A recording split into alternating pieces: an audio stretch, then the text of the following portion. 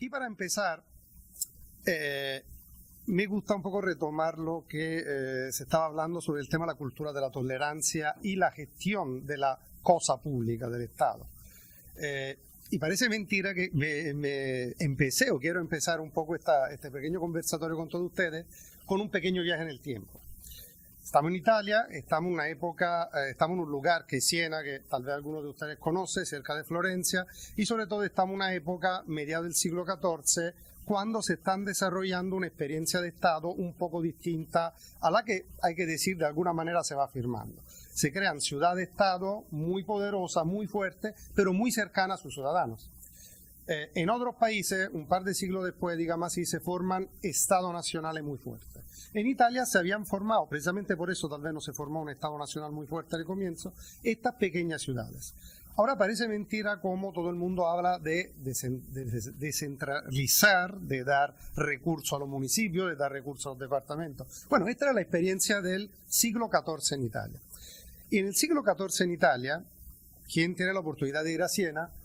En el Palacio de Gobierno, o sea, el palacio donde había el gobernador, donde había el gobierno político de la ciudad, de este municipio, ciudad-estado, llámalo como sea, hay esta pintura mural que se llama Alegoría del Buen Gobierno, de un artista italiano de la época, muy importante a nivel de historia del arte porque es una de las primeras obras no de contenido religioso. Aquí el comitente era el Estado, no era la Iglesia.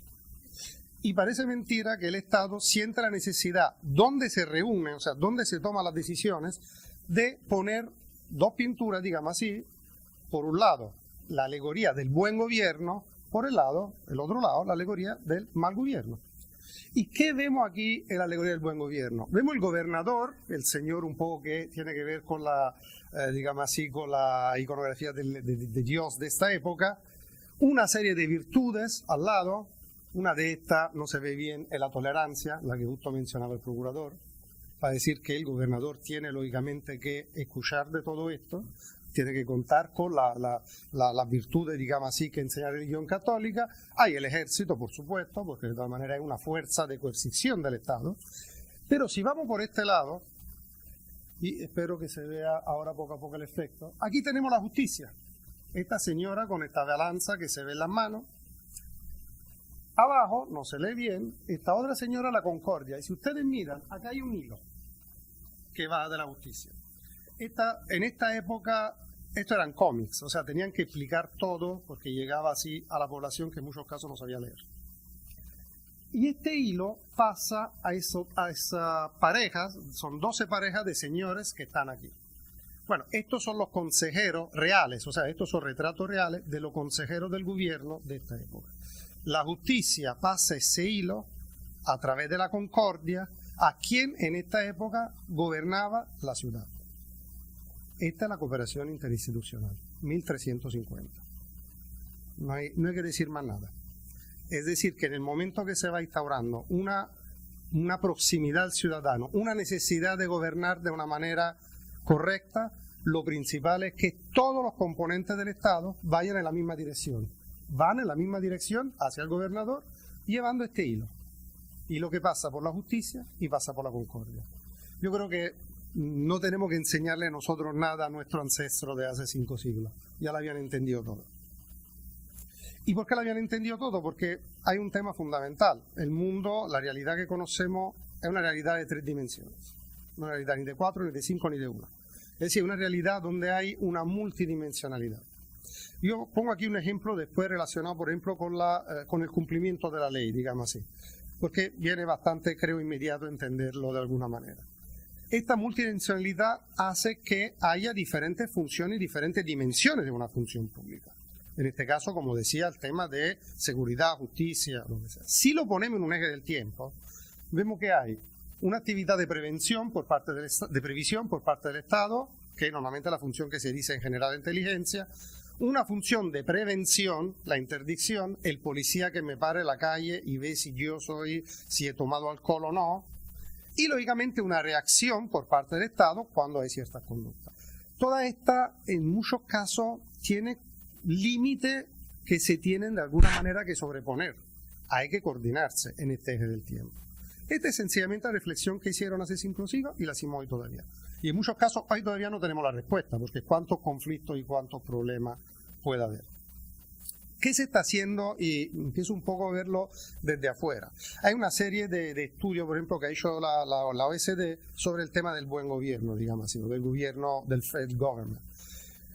Algunas son muy interesantes. Últimamente se están enfocando mucho el tema de la administración digital y creo que han dejado un poco de lado el tema más, digamos así, de organización y de derecho administrativo. Pero bueno, porque los tiempos de hoy son los tiempos digitales y muchos de los países necesitan una agenda digital para llevar sus servicios a sus ciudadanos. Normalmente se identifican a este nivel, digamos, lo que yo por lo menos le llamaba así CO3, porque, bueno, no sé, en química yo era muy malo, en todo era muy malo, pero bueno, seguramente será algún elemento que yo desconozco, pero bueno, de alguna manera, esto CO3 tiene que ver con 3 actividades que tenemos que considerar y después, cuando presentaré un poco más del caso italiano, veremos cómo hay algunas medidas que sí entran en esto. Y Panamá hace exactamente lo mismo. Tal vez no lo sabemos, o sea, yo no lo sé, pero bueno, seguramente lo hace Italia, lo hace Panamá y lo hace cualquier país. Porque esta es un poco la tendencia de hoy en día. Uno, el concepto de codecisión.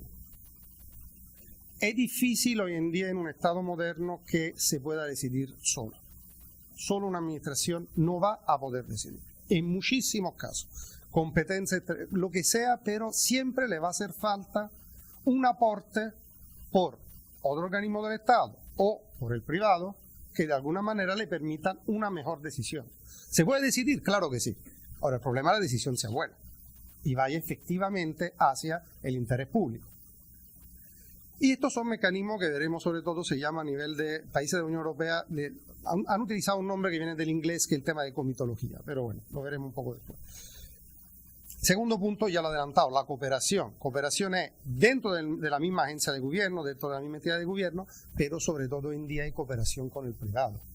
Hay sectores donde sinceramente es imposible gestionar la actividad pública si no hay una cooperación abierta, transparente con el privado, con sus reglas y sus sanciones, por supuesto. Me adelanto con el tema, por ejemplo, tributario. Siempre más si escuchan algo de lo que se está un poco debatiendo, se habla de cooperative compliance, es decir, hoy en día ningún Estado tiene tanto recurso como para fiscalizar todos los contribuyentes, es imposible. Entonces, ¿qué hay que hacer? Buscar una cooperación. Que el contribuyente que de alguna manera coopere tiene cierta ventaja. Quien ha estudiado, seguramente ustedes más que yo, todos los temas de responsabilidad penal de las personas jurídicas, sabe que casi todos los modelos funcionan en base a ese concepto. Si la empresa colabora en temas de evitar ciertos delitos, tener control interno, una serie de cosas, perfecto. Yo de alguna forma te quito ciertas responsabilidades. Busco una alianza con el privado. Esto para la administración pública europea, italiana en particular, antes de los años 80 y 90 era impensable.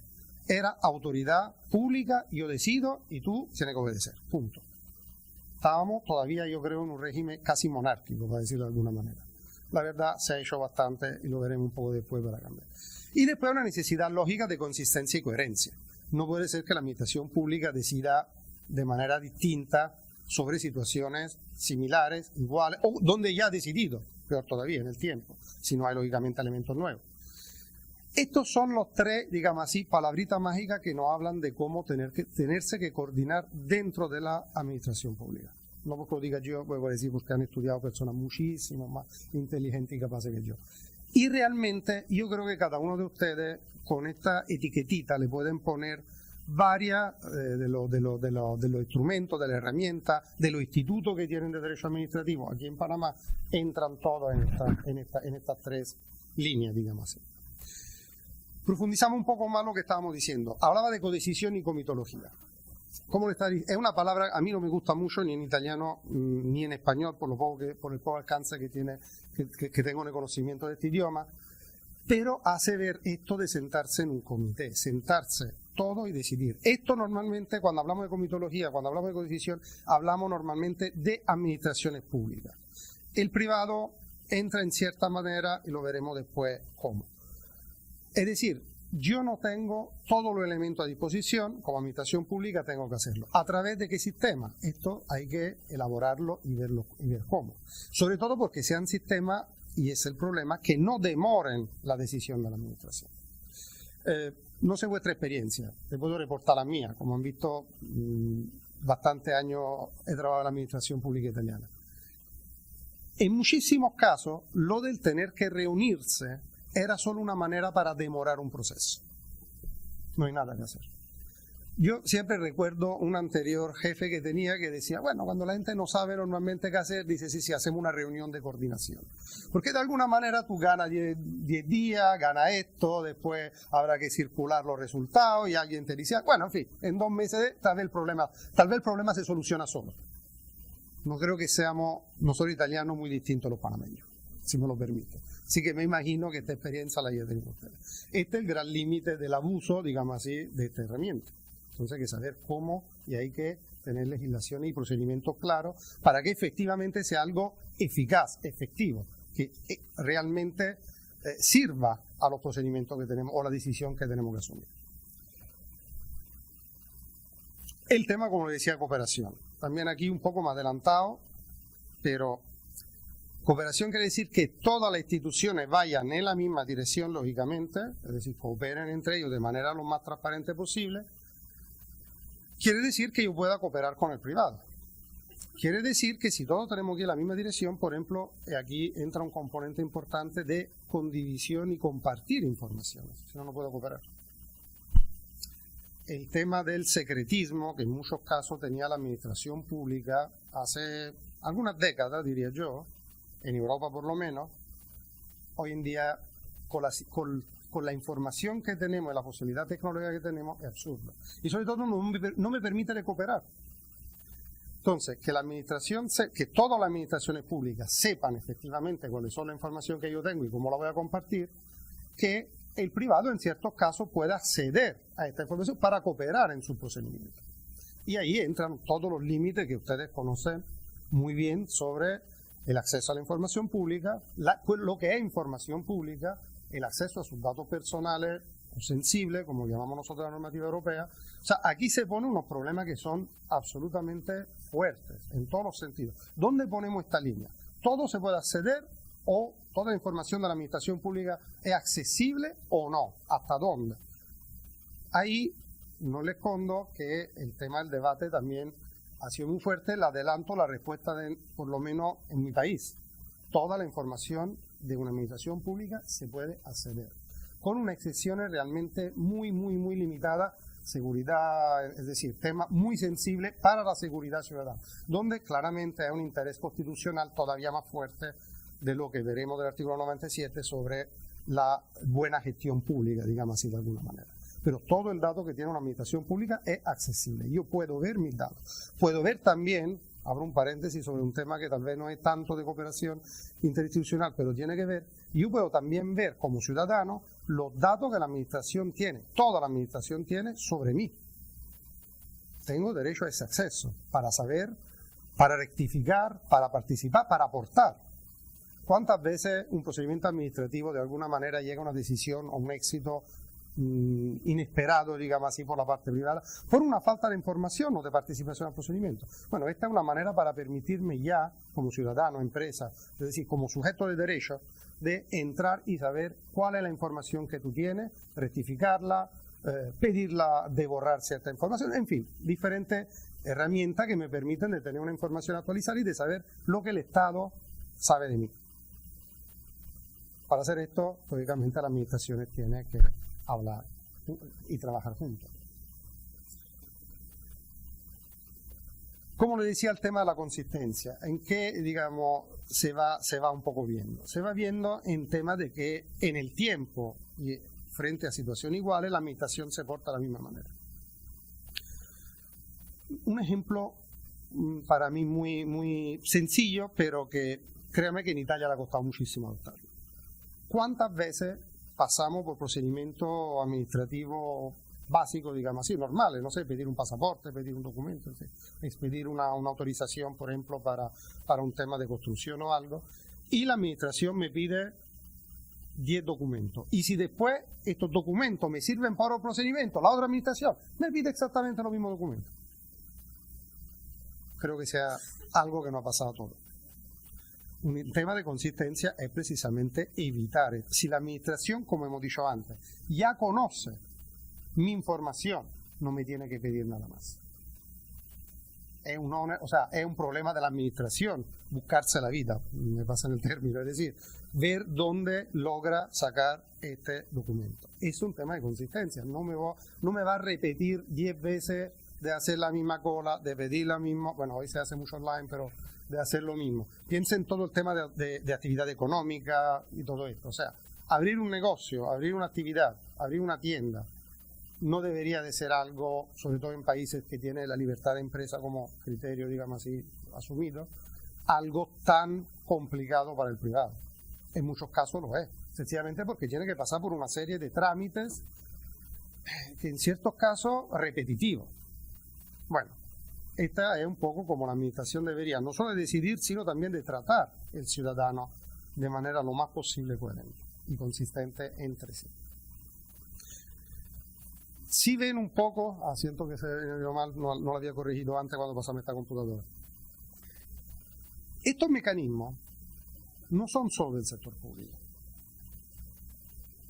Una empresa multinacional, ayer leía que Amazon ha superado el $1 billón de capitalización, no sé qué, igual tiene mecanismos de codecisión dentro de la misma empresa, consistencia entre actividades y esquema de negocio, cooperación entre las diferentes áreas, digamos así, de la empresa. Y esto nos facilita mucho, porque entonces quiere decir que podemos todavía más enlazarnos al sector privado. Lo repito, este es un concepto nuevo para muchísimas administraciones. Para muchísimas administraciones, y hablo sobre todo de la mía. Y en particular la mía, que además tiene un poder, digamos así, de fiscalización, es decir, todavía más fuerte hacia el ciudadano. Hoy en día este concepto ya no existe. No existe la ley y tengo que decirlo, realmente la realidad ha cambiado muchísimo.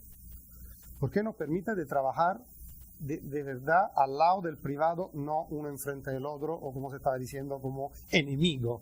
En ciertos casos se puede ser adversario, porque lógicamente no siempre los intereses coinciden. El interés público o el interés privado. Eso es normal, forma parte de la dialéctica que tiene que haber, pero no ser un enemigo. Y yo retomo un poco la palabra, porque se me lo permite, porque aquí también está este tema. Buscar el apoyo del privado, es decir, en ciertas actividades es fundamental. No podemos, el Estado no tiene los recursos para poder hacer tantas actividades. Tiene que buscar una relación lo más abierta y transparente posible con el sector privado. Venimos un momentito a Italia y vamos a hablar también de medidas concretas dentro del tiempo que tenemos o de lo que ha pasado. Y ahí sí volvemos un poco digamos así, a la historia, para decir de alguna manera. En la Constitución Republicana, 1948, después de la dictadura y de la Segunda Guerra Mundial, o sea, evento absolutamente traumático para el país, se llega a la definición en Constitución de algo que parece básico hoy, me parecía básico cuando lo estudiaba, o sea, me parecía absolutamente algo casi superfluo, digamos, casi que no se necesitaba cuando estudiaba, entendí después el porqué. Que todas las oficinas públicas se organizan de acuerdo con lo dispuesto por la ley, de modo que se garantice el buen funcionamiento y la imparcialidad de la administración. Nosotros el régimen monárquico no era así. La fiscalía era la fiscalía de rey. La Guardia de Finanzas, mi administración, era la Real Guardia de Finanzas, era de rey, no respondía casi ni al primer ministro. Había un concepto de administración pública todavía, digamos así, un poco que venía del Estado absolutista, con lo cual un concepto de administración pública casi territorio privado del rey o de... el rey era de verdad el gobernador, pero no en el sentido que lo hemos visto antes, era el rey absoluto, hacía lo que quería, en un momento dado te dejaba jugar, ok, tiene un gobierno constitucional, pero si pasa algo, yo llego ahí. Bueno, esto fue el gran cambio de nuestra Constitución, con dos conceptos fundamentales que no hablan de cooperación interinstitucional. Buen funcionamiento e imparcialidad. Al fin y al cabo son los dos genus de las tres actividades que hemos visto antes. No hay nada más y nada menos. 1948. ¿Se aplicó en su totalidad? Más o menos. La verdad, más o menos. La Constitución, como decía, del 48, había una administración pública muy sólida en este sentido, o sea, no hacían falta muchos cambios, pero realmente el cómo se veía este buen funcionamiento e imparcialidad era realmente un concepto mucho más desbalanceado en favor de la administración pública y no balanceado entre ciudadano y administración pública. 1992 es un año clave para nosotros y para toda la historia que le estoy un poco comentando. Pasa lo que se llama manos limpias, mani pulite, o sea, la primera, me permito decir, porque realmente hemos sido en estos pioneros, gran investigación en tema de corrupción que se hace, por lo menos en Europa Occidental, contra, o sea, todo un sistema político que era todo el sistema político que desde la Segunda Guerra Mundial básicamente había direccionado el país. Todos los partidos estaban metidos, en fin, no hubo un tema absolutamente transversal. Aquí no hay que, sinceramente, sacarle a uno o al otro. Ahí hubo todo un sistema político que vivía tranquilamente y se alimentaba también de flujo de corrupción. Eso ha cambiado completamente la visión del ciudadano hacia la política y hacia la administración pública. Se han dado cuenta que la administración pública era, en muchos casos, podía ser o podía llegar a ser una herramienta para intereses, en este caso de partidos, pero igual particulares, evidentemente. Era un mecanismo que no iba tanto a las personas, realmente iba a que la máquina del partido funcionara, pero igualmente el rechazo absoluto y total hacia esta política, esta época, este mecanismo fue total. Y cómo entra, y ahí vengo un poco a cómo en muchos casos el derecho realmente se aviva, cómo vive, cómo se alimenta, cómo tiene insumo por la realidad de las cosas que pasan, tal vez que no tienen nada que ver con un sector como el derecho administrativo. Bueno, qué coincidencia que en estos años hay dos etapas fundamentales. 1990, un poco antes, cuando ya había empezado gran parte de la investigación, se genera por primera vez una ley orgánica sobre todos los procedimientos administrativos.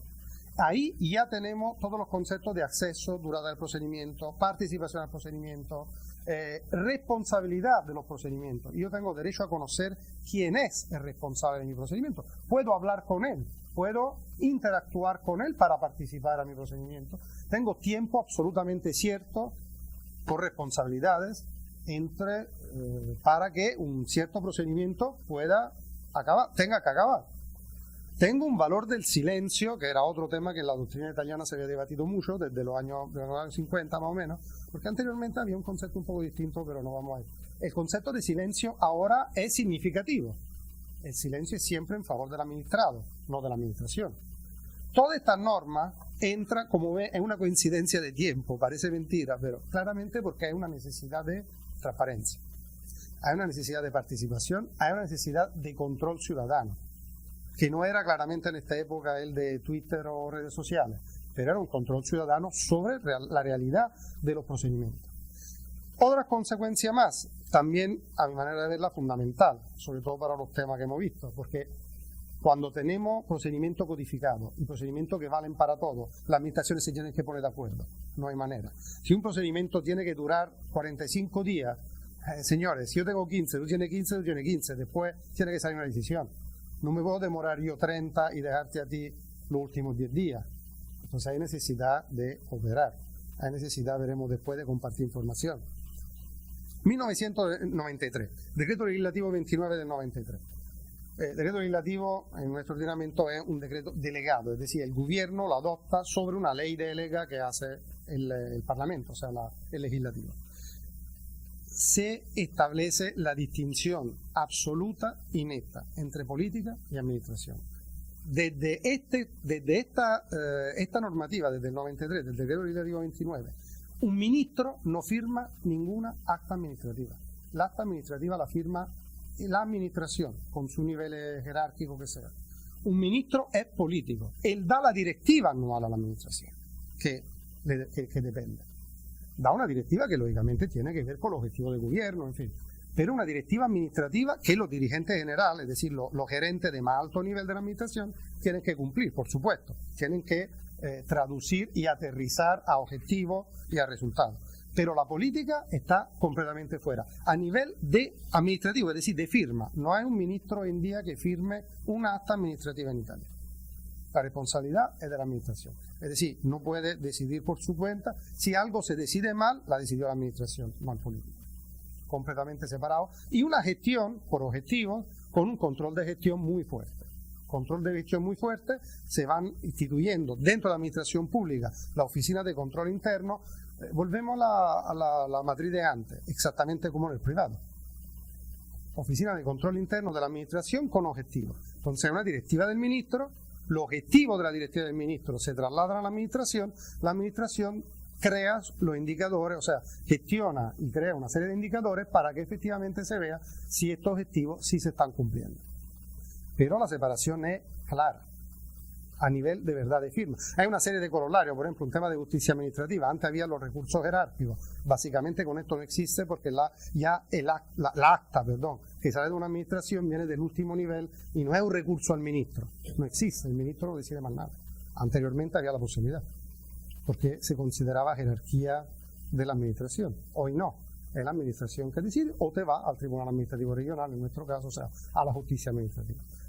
Las consecuencias han sido tremendas para la administración pública y para el ciudadano. También, lógicamente, es una legislación que tiene que ver con la administración pública. ¿Ve la coincidencia de fecha? No hay nada que hacer.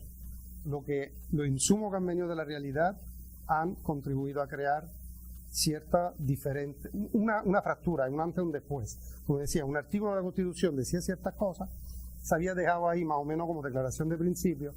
A partir de los 90 realmente entra en todos los procedimientos de administración, incluyendo la obligación de colaborar, porque no hay otra manera de poder cumplir con todo esto.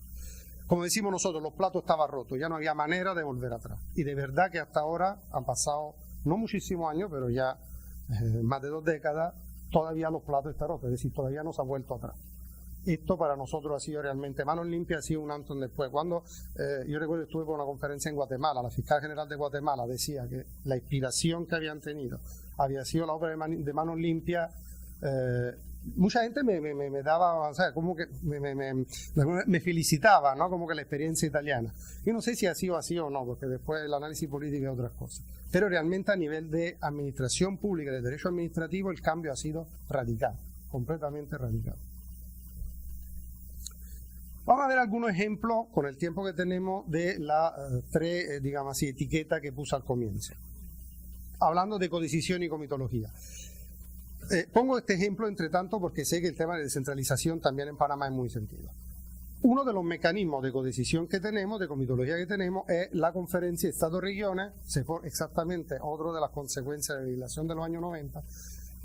Nosotros no somos un Estado federal, para nada, pero un Estado que tiene cierto nivel de descentralización. O sea, las competencias van hacia los municipios, las provincias poquito y las regiones. Regiones sería un poco como la provincia de Panamá, departamento en Colombia, es decir, una unidad territorial administrativa importante que tiene unas competencias exclusivas. Por ejemplo, en tema de sanidad, la sanidad es completamente descentralizada, es la región que decide qué servicio, cómo darlo, con qué manera, paga a los médicos, en fin, gestiona el hospital y todo esto. Hay necesidad de crear un mecanismo de sentarse a la misma mesa, porque de todas maneras seguimos siendo un Estado centralizado de alguna forma, con lo cual no podemos permitirnos cierta diferencia y puede haber una función en cierta medida, digamos así, de suplencia del Estado frente también a inercia de ciertas regiones. No puede ser al revés. Es lo que se llama en nuestra doctrina la subsidiariedad vertical. Cuidado, en Italia eso pasa también con la Unión Europea. Es decir, hay un principio de subsidiariedad vertical también en temas de relación sobrenacional con la Unión Europea. La Unión Europea es un mecanismo muy complejo. Tiene ciertas competencias que los Estados nacionales han dejado a la Unión Europea. También hay un problema de subsidiariedad y de cómo gestionar los casos, sobre todo de inercia. Normalmente la lógica es claramente el órgano mayor, o sea, el Estado en este caso sobre las regiones, la Unión Europea sobre el Estado tenga prioridad o tenga prevalencia, como lógico que sea. Este es un mecanismo que ha tenido digamos así, ha funcionado a corriente alternada. Bien, mal, como siempre, depende mucho de los temas, también de la política, hay que decirlo, y también de los temas de la coyuntura del momento. Estaba leyendo justo en el mes de agosto, cuando estuve un poco preparando también esto, efectivamente los indicadores al fin y al cabo son positivos. El ahorro de recursos por parte del Estado que se ha puesto, digamos, la descentralización, todavía casi 20 años que estos mecanismos funcionan, efectivamente lo hubo. Porque el principio que un poco ha cambiado en Italia ha sido de buscar más la proximidad al ciudadano. ¿Quién puede decidir mejor? ¿El Estado desde Roma o el municipio de no sé dónde, donde hay el problema del puerto pesquero, no sé qué? El municipio. Cuanto más cercano, mejor. Y la verdad que al fin y al cabo, con algunos tropezones, lógicamente, pero sí está funcionando bastante. Se necesitan mecanismos de coordinación. O sea, descentralizar y punto, desde nuestra perspectiva, por lo menos, nunca ha dado resultado. Hay que descentralizar con mecanismos sí, de convergencia, de coordinación sobre todo, y volvemos al tema de la consistencia, o sea que de todas maneras se trate todos los ciudadanos de la misma forma. Pero el concepto de proximidad al ciudadano parece que está funcionando bastante, tomar decisiones lo más cerca posible y dar lo más cerca posible. Ahora, ¿el corolario cuál es? Tiene que dar los recursos. Sin recursos no es descentralización que funciona. Y esto parece tan básico como tan difícil a la realidad de aplicarlo. Los recursos sirven, si este es el principio que queremos, como decía en los últimos 25 años más o menos en Italia se trató de actuar, si esto es lo que queremos, tenemos que dar recursos a los municipios, a las provincias, o sea, a la realidad local que gestiona cerca el ciudadano. De lo contrario, esto se queda en bonitas palabras, cuántas legislaciones tenemos que básicamente no se aplicaban. Volviendo al tema manipulite, yo cuando estudié Derecho, yo empecé en el 90 la carrera de Derecho, los delitos de corrupción, cuando se hacía Derecho Penal, no se estudiaba. El profesor te lo decía, dice, no, bueno, sí, hay 3 o 4 delitos de corrupción y todo, pero bueno, estos nunca se han aplicado. Hoy creo que es uno de los delitos donde más trabaja las fiscalías, para decir. Siempre a nivel de comitología, pero bajando un poquito el nivel al nivel de los procedimientos administrativos, hay lo que se llaman conferencias de servicio. Esta es la legislación del 90 sobre el procedimiento administrativo que impone que cada vez que haya algunas cuestiones que se tengan que decidir, tanto entre administraciones públicas, o sea, con diferentes ámbito de responsabilidad, como con el sector privado. Sector privado, cuidado, con el privado, que quiere decir con el ciudadano, que quiere decir asociaciones de categoría, pero puede ser, por ejemplo, asociaciones representativas de ciertos territorios. Este es un tema que sobre todo por lo que tiene que ver con todo el instrumento de planificación urbanística se utiliza muchísimo.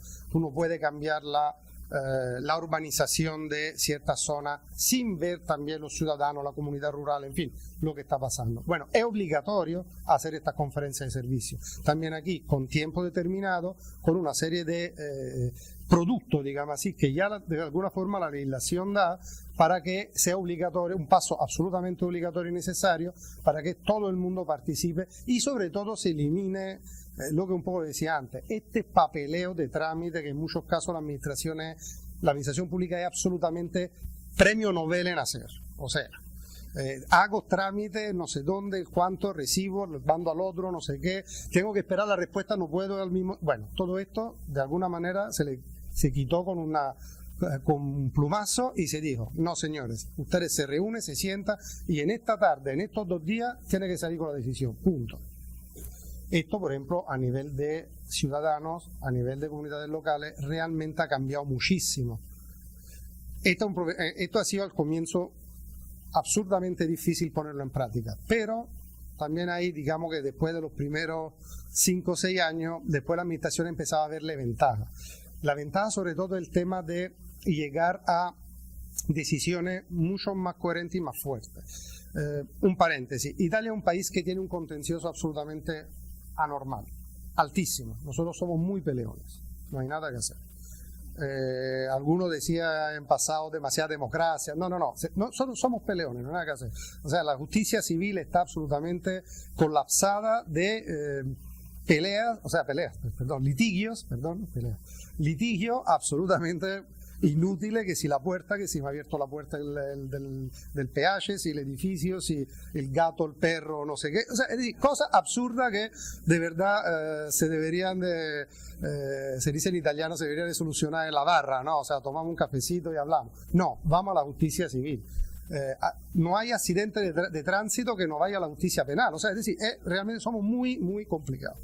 Bueno, entonces en una idiosincrasia así, vuelvo a decir, yo creo demasiado derechos y, bueno, demasiados abogados también que tiene que vivir, bueno, pero de alguna forma la conferencia de servicio permite a la administración de salir ya con una serie de actas y de decisiones mucho más ponderadas, donde ya hubo participación, con lo cual a nivel de contencioso también es o sea, es algo fuerte, es algo coherente, es algo que es muy difícil de recurrir, claramente cuando todo el procedimiento se haya desarrollado de manera correcta, porque el privado ha participado en todos los momentos, no puede salirse después y decir, no, es que no han considerado, o sea, tú tenías tu manera y tú tienes aportado o no aportado, bueno, tu decisión, pero ahí se toma la decisión y ya.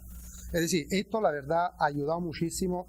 Vuelvo al tema del urbanismo, o sea, de todo el tema de la... Nosotros tenemos una complejidad de instrumentos de planificación urbanística muy fuerte. Somos un país pequeño para 62 millones de personas, con lo cual necesita organizar bien todo el tema del desarrollo urbanístico. Hay varias legislaciones desde los años 50 y era un tema de contencioso tremendo. Bueno, esto ha sido una herramienta que realmente ha funcionado a la hora de deflacionar un poco este contencioso, porque de todas maneras ya en un momento previo a la definición de la decisión o de la acta administrativa, ya el ciudadano participa, aporta, invita a la administración a hacer otra actividad, en fin, tiene todo un abanico de posibilidades que después le quitan arma, entre comillas, en el contencioso. Es una manera de balancear, no se le está quitando el derecho a recurrir, lógicamente, pero honestamente es muy difícil que, si el procedimiento se ha llevado a cabo de manera correcta, no se haya considerado todo. Le decía antes, general, regla del juego. Regla del juego es decir, hoy en día el procedimiento administrativo es transparente. Le adelantaba antes, la información que la administración tiene de mí es absolutamente conocida. Las reglas del juego son muy claras, tanto para la administración como para el ciudadano, que no puede jugar vivo. O por lo menos tiene espacio mucho más pequeño para jugar vivo. Le decía el tema de evitar, por ejemplo, de reiterar ciertos pedidos al ciudadano. También hay todas las responsabilidades para los funcionarios públicos que saben perfectamente cuál es el rol que tienen que hacer. Aquí vengo a un tema con la consistencia que el tema, por ejemplo, de las certificaciones. Ya se lo adelantaba. En Italia ya el tema de certificaciones ha desaparecido. Primero porque yo me autocertifico todo, cualquier cosa. Y el Estado que tiene el honor de ir y de buscar si digo verdad. Participo en una convocatoria pública, por ejemplo, para un empleo en la administración pública. Bueno, lógicamente doy una serie de información. Bueno, esto es una autocertificación que yo firmo y yo me asumo la responsabilidad, lógicamente, lo que digo. ¿Qué título de estudio? ¿Qué nota? ¿Cuándo nací? ¿Con quién nací? En fin, lo que sea. Cualquier información que sea. Yo lo autocertifico, yo lo doy a la administración. La administración tiene, regla del juego clara, el poder y la obligación de controlar, normalmente en temas, sobre todo al comienzo, hablando por ejemplo del ejemplo que estaba poniendo de una convocatoria pública, al comienzo tiene que controlar, solo puede controlar un campeón de esta autocertificación. Si yo efectivamente saco la plaza, ahí sí tiene que controlar todo, el 100%, lógicamente. Pero soy yo que hago en una mañana o menos mi papelito, lo presento y ahí está. No tengo que pedir parte policivo, judicial, no sé qué, certificado de familia, bueno, en fin, cualquier certificación que ustedes puedan imaginar. Esto lógicamente es una gran medida en favor del ciudadano. Todo es mucho más sencillo. Abrir una actividad económica, igual, no tengo que presentar toda una serie de documentos, yo autocertifico ciertas calidades y ciertos estados. Esto me hace la vida mucho más fácil. Lógicamente también aquí el juega vivo de alguna manera tiene que controlarse, si no esto no funciona, lógico. Pero como un poco lo adelantaba, cuando hay cierta interconexión entre la administración pública, las diferentes, se coopera junto. Realmente es muy difícil que se pueda mentir sobre algunas cosas, sobre todo porque se sabe que al fin y al cabo el riesgo es muy alto. En caso de falsedad, lógicamente voy al juzgado penal, o sea, esto sería un tema de mi parte, una responsabilidad fuerte. O sea, el Estado pone un presidio muy fuerte a que no se abuse, lógicamente, del instituto. Todo esto tiene que pasar por rendición de cuentas. Rendición de cuentas por parte de la administración pública. ¿Cómo estoy cooperando? ¿Cómo estoy actuando? ¿Cómo estoy tratando al ciudadano? Nuestro organismo de rendición de cuentas es la Corte de Conti, o sea, el tribunal, digamos así, traducido así un poco el Tribunal de Cuentas. La Corte de Conti es un poco lo que acá Contraloría, Procuraduría de la Administración y Tribunal de Cuentas, todo junto, digamos así, de alguna manera. ¿Por qué? Porque tiene un tema de control preventivo sobre la actividad administrativa que realmente hoy es muy limitado. La ley es del 94, bueno, no le he puesto ya la ley, la nueva ley, digamos, del Tribunal de Cuentas, también ahí viene de esta época, como ven, donde el control preventivo de legitimidad se llamaba sobre el acta de la administración es sumamente limitado. No se compara con la Contraloría de Panamá, para decir, que sí entra en casi todos los procedimientos. El Tribunal de Cuentas realmente entra, nuestra Corte de Conti entra realmente en poco procedimiento, algunos contratos por importe realmente muy alto, normalmente lo que son, que tienen que hacerse con una cara europea, entra dentro de algunos actos de gestión del gobierno cuando se trata, por ejemplo, cambio de oficina gerenciales generales, o sea, realmente hasta de muy alto nivel o que comportan un tema de gasto sumamente alto. Pero sí tiene que ver con el control, con la responsabilidad administrativa de los funcionarios, el juez de la responsabilidad administrativa de los funcionarios, el juez natural del funcionario público, en sus atribuciones, digamos, y en su función. Tiene que ver con el control, se llama posterior, sobre la gestión de las administraciones. Cuando le decía, le digo 29, hay un sistema de control interno, hay un sistema de objetivos, hay una directiva del ministro. ¿Quién va a hacer realmente la rendición de cuentas de esto? Es la administración, claro, ma el Tribunal de Cuentas que posteriormente entra en la gestión y puede decir, tú no estás actuando bien. Fuera de los casos de, lógicamente, responsabilidad administrativa dura y pura, o sea, donde haya un daño para el Estado, donde haya una lesión patrimonial para el Estado.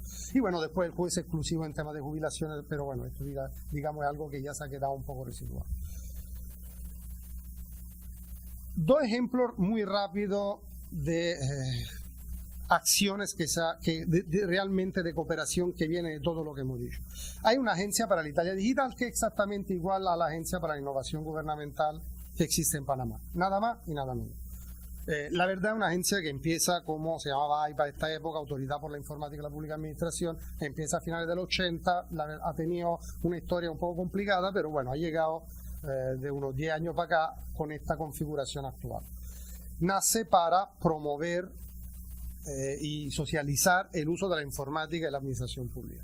¿Cuál es el resultado después, como decía, de una experiencia que empieza en 80? Que casi todas las bases de datos públicas son interconectadas para la administración pública. Hay una red unitaria, se llama RUPA, Red Unitaria de la Pública Administración, que permite a todos de verse su información, obviamente de que tenga necesidad, para los procedimientos administrativos, para que efectivamente todo lo que hemos dicho, tiempo, responsabilidad, sí salgan como deberían de salir en favor del administrador. Y hay dos casitos que creo que puedan ser simpáticos. Uno es la experiencia de NoIPA. Todos los funcionarios públicos, todos, en Italia somos muchos funcionarios públicos, realmente, todos están administrados por la misma plataforma.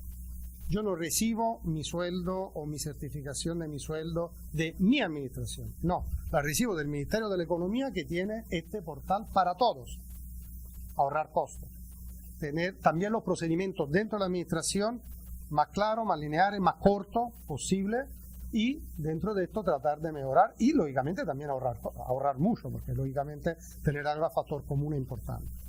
Y esto ya todo el sector público está ahí desde hace 5 años más o menos, o sea, todos nosotros, funcionarios que seamos, recibimos desde el presidente de la República para abajo, pasa por el mismo portal. Absolutamente para todos. El otro, que es una experiencia que creo que le viene también fácil de ver, porque tiene que ver mucho con lo que, por ejemplo, el tema Panamá Compra. Panamá tiene un sistema de transparencia en este sentido de los contratos públicos. Ustedes, no les tengo que decir yo, los contratos públicos son un tema sensible en todas las administraciones, en cualquier país. A mí que me cuenten que Suecia no hace lo mismo, creo. Y lo he visto además por temas lamentablemente de trabajo. Es decir, el tema de la contratación pública siempre es un tema sensible, siempre. Panamá, que ha hecho, por ejemplo, el tema de Panamá Compra, es decir, una transparencia, una acción de transparencia, un portal de transparencia donde todo el mundo pueda ver que si se compra un pasaje de avión, que si se compra un carro, que si se hace. Bueno, yo no sé si es un paso adelante o no. Se ha hecho lo mismo, pero tal vez con un valor agregado. La estación licitante de todos los contratos de la administración pública es esa entidad, esta sociedad, de hecho, una sociedad del Ministerio de Economía.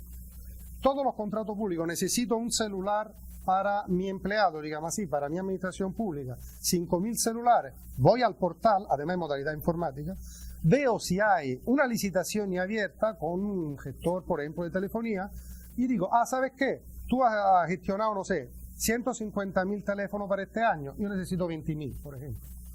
Y lo compro al mismo precio para todos. Hay una distancia entre quien tiene necesidad y el operador privado, y la distancia siempre ayuda, de alguna manera. Hay una manera en esta medida de garantizar, se supone, los volúmenes mayores, mejor precio para el Estado y la transparencia de la gestión. ¿No es un sistema perfecto? No, por supuesto que no, pero realmente se acerca a algo transparente y permite, por ejemplo, también ahí de ahorrar mucho en temas de gestión administrativa, evitar conflictos, evitar, por ejemplo, piensa en el tema de los vehículos, por ejemplo. ¿Por qué tenemos que tener cada administración vehículo distinto? Yo tengo una Prato, tú tienes un Nissan, tú tienes... No, todos los mismos. Si hacen falta parte de repuesto, tenemos el contrato ahí único para todos. Es decir, la verdad ayuda bastante. También ahí, claramente, hay ciertas excepciones, sector militar, en fin, que no sean lógicas, pero la mayoría, o sea, comprar un bolígrafo para una administración pública, que son millones de bolígrafos, ya hoy no es un problema de que el señor vaya al negocio a la tienda de la esquina. O sea, hay un portal de donde él saca y le llegan con ciertas características y con cierta garantía relativa, digo yo siempre, porque nunca se sabe, el diablo siempre busca por dónde. Pero bueno, cierta garantía de transparencia, sinceramente. Creo que no hay tiempo para eso. Bueno, vamos un momentito, algo así había dicho un poco en el abstract, hablar de un ejemplo de cooperación interinstitucional que viene de un sector para nosotros crítico pero muy peculiar. Por eso que se lo presento, porque es una organización administrativa muy diferente no solo de la de Panamá, de cualquier país. Lo que es gestionar los ingresos públicos. O sea, cómo funciona el tema impuestos, no sé qué, y después veremos algo del gasto de alguna manera y un poco todo que tiene que ver con mi profesión, digamos así, todo lo que tiene que ver con el mundo económico financiero dentro del Estado, sector gasto y sector ingreso. En Italia hay dos agencias, se llaman, una que se llama Agencia de Ingreso, para decir de alguna manera, y una agencia de aduana, exactamente como Panamá, Dirección General de Ingreso, Dirección de Aduana. No cambia nada. Hay una tercera entidad que la que han escuchado mucho hablando de mi hoja de vida, que es esta Guardia de Finanzas, que está en el medio. Arriba, lógicamente, la responsabilidad política es del Ministerio de Economía y Finanzas, exactamente como ven, como Panamá. No entro en el tema que, digamos, nuestras agencias son un poco más parecidas a la que era NIF antes, que a la DGI, porque no es una dirección general del Ministerio, pero realmente cambia poco, sino en temas de autonomía presupuestaria. O sea, detalles que no nos llevan mucho. Entonces, ¿cómo funciona la gestión de los ingresos públicos? Lógicamente, cuando tratamos de pagar impuestos, hay una etapa de gestión de la tributación, normal y corriente, presentar la declaración, meterla en el sistema y todo esto. Hay una lógica de liquidación de impuestos. O sea, la administración decide cuánto tú tienes que pagar, normalmente en base a una autodeclaración o, sobre todo en casos de aduana, impuestos especiales, en muchos casos, a otros factores, pero bueno, que le vienen de alguna manera casi de forma automática. Y después hay un tema de auditoría y control. Como ven, lo que aquí está repartido entre dos entidades, en Italia está repartido entre tres, lo cual ya es un tema complicado. O sea, la Guardia de Finanzas italiana tiene también competencia, o sea, tiene competencia casi exclusiva prácticamente por volumen, aunque hay cierta sobreposición, sobre el tema de toda la auditoría administrativa tributaria. ¿Cómo entonces se hace la coordinación? O sea, ¿cómo se puede interactuar? Todo está absolutamente compartido. Las tres, y ha sido difícil, comparten todos los datos que sirven para gestión, liquidación y auditoría, en el caso de fiscalización, de la tributación, de los ingresos públicos. Completamente juntos, factor común. Nosotros alimentamos, como Guardia de Finanzas, cierta base de datos de la agencia alimenta cierta base de datos nuestra y el sistema funciona de esta manera. ¿No hay evasión? Claro que hay evasión. Siempre habrá. Evasión y fraude, lamentablemente, siempre habrá. Con que no te haga un recibito, en fin. Pero es una manera para tratar, sobre todo, y esto es un tema que está haciendo también Panamá con la facturación electrónica, realmente ayuda mucho. Esto es un proceso que Panamá está haciendo ahora y yo creo que en este ámbito va a ayudar mucho. Pero hay un tema más, que la Guardia de Finanzas es la entidad que gestiona toda la auditoría, fiscalizaciones, llámese como sea, de todas las autoridades, digamos, si la decimos nosotros, autoridades independientes. Autoridades independientes son la Superintendencia de Panamá. Banco, valores, seguro, en fin, todas las que ustedes pueden pensar, más algunas que tienen que ver, por ejemplo, con el mercado energético, el mercado eléctrico, el mercado, ciertos mercados que está regulamentado. Hay una autoridad, digamos así, entre comillas, civil, o sea, lógicamente, que gestiona también aquí. No sé si se han dado cuenta de mi diapositiva de antes. Hay un momento fisiológico, un momento patológico, no hay nada que hacer. La gestión de la agencia es el momento fisiológico. Esta es la coordinación real que tenemos. El momento patológico lo gestionamos nosotros. Aquí igual. El momento fisiológico de una sociedad que por ejemplo, decide de entrar en un mercado bursátil es lo que gestiona la autoridad, lógicamente. El momento patológico, si esto hay una manipulación de mercado o lo que sea, esto lo gestionamos con la autoridad nosotros. ¿Esto por qué es importante? Porque nos permite todavía más de mantener la coordinación que estamos hablando antes. O sea, yo puedo agresionar, si me pasan el término, un fenómeno, por ejemplo, ilícito, administrativo, penal, lo que sea, que tenga que ver, por ejemplo, con uno de los mercados, con el mercado bursátil, con el mercado financiero, de banco, lo que sea. Hay una ilegalidad ahí. Puedo verlo tanto a nivel administrativo, tanto a nivel judicial, lógicamente, porque nosotros somos también policía judicial y somos la UAF del Estado, porque la idea es que toda la información sea en el mismo lugar, para decirlo de alguna manera. Bueno, esto permite de entrar también y de ver si hay un reflejo en temas de ingreso público. Esta es la lógica del sistema. Por eso que la Guardia de Finanzas existe desde 1774, ha cambiado piel, digamos así, pero para esto funciona. Y esta es la lógica.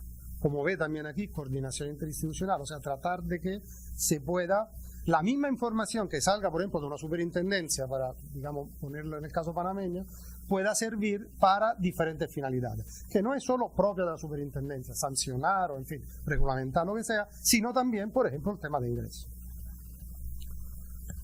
Pero también hay un tema que dentro del Tribunal de Cuentas que les decía, están nuestros compañeros, porque también aquí la fiscalización del gasto público la hacemos juntos, Tribunal de Cuentas y nosotros, con los mismos poderes que se utilizan para la fiscalización de ingresos, absolutamente los mismos poderes. Se puede acceder, se puede adquirir documentación, en fin, toda una serie de medidas también muy fuertes que permite de fiscalizar el gasto que se está haciendo con el dinero público. Cuando yo era jefe de unidad, todo el mundo pedía fiscalizar contribuyentes e ingresos. Hoy en día, prácticamente el objetivo que tenemos son casi 50% gastos y 50% ingresos, por el tema de la crisis económica. Después del 2008, la ciudadanía pide siempre más fiscalizar el gasto. Ya no le interesa, ya dice, o sea, han sacado tanto dinero como ingreso, impuestos a todo el mundo que ya no tenemos más que pagar. Pero ahora queremos ver qué estamos haciendo con este dinero. Si antes la proporción podía ser 70 ingresos, 30 gastos, hoy en día es 50-50. Casi le diría que a nivel, por ejemplo, mediático, es mucho más importante comunicar tema y fiscalización de gastos que fiscalización de ingresos. ¿Cómo se toma la cooperación? Como hemos visto, teniendo todo dentro, digamos, de la misma entidad que sea central respecto a una serie de entidades diferentes, de acciones diferentes del Estado y pueda compartir esta información de manera ágil. Ya acabo, perdón si tal vez he tardado más, ha sido culpa de la hoja de vida, demasiado larga, tengo que poner un poco más corta porque si no hubiera dado tiempo. Bueno, a mí me gusta mucho la música y sobre todo la música jazz. Y John Coltrane en una entrevista dijo algo, o sea, tú, si eres sincero, tú puedes tocar también un lazo de un zapato, es decir, no te hace falta nada complicado. Hablar de cooperación entre administraciones públicas y con los ciudadanos es eso, ser transparente. Si eres transparente, si hay la cultura realmente de la transparencia, de la convivencia, como hemos dicho antes, puedes hacer cualquier cosa con la herramienta que sea, te va a funcionar. Esto es el mensaje que quería dejar, compartiendo un poco esta experiencia y también algunos de los problemas que han salido. No sé si hay espacio por preguntas, lógicamente quedo atento y si no, tendremos claramente oportunidad. Ok, perfecto. Muchas gracias por la atención.